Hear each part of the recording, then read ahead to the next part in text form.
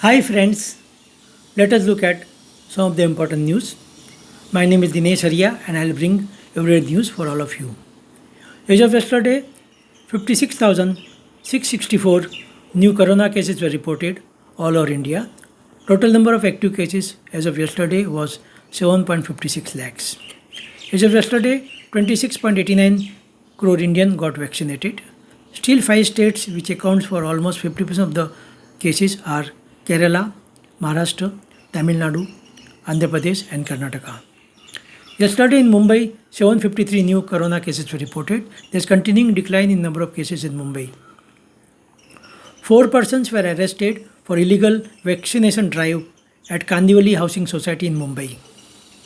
Flying Sikh Milkha Singh, independent India's first sporting superstar, passed away from COVID-related complications late on Friday at the age of 91.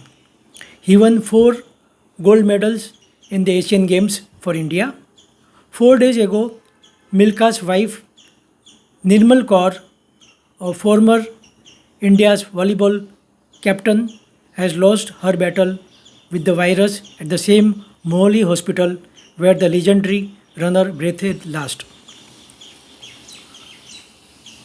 Senior citizens were vaccinated in a bus by Thane Municipal Corporation yesterday. Prime Minister Narendra Modi on Friday launched a crash course to train more than 1 lakh COVID warriors to be prepared for challenges the pandemic may pose in future.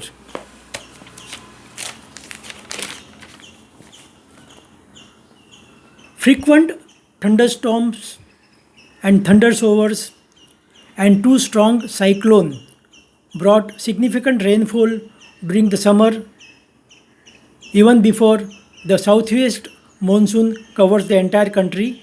The 130 major reservoirs of water monitored by the Central Water Commission have already stored 27% of the total capacity.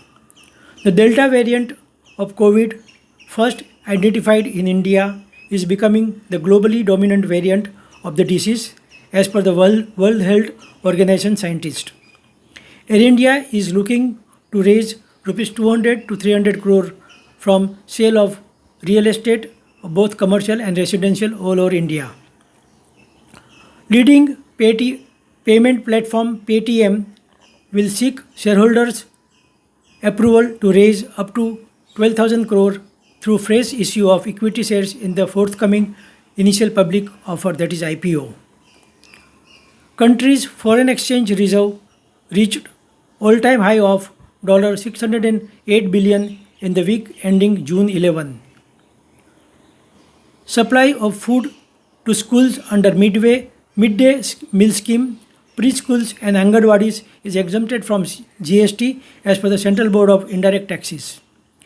Jio added 7.92 million new subscribers in the month of March, followed by Bharti Airtel, which added 4.05 million, and Vodafone added 1.08 million in the month of March.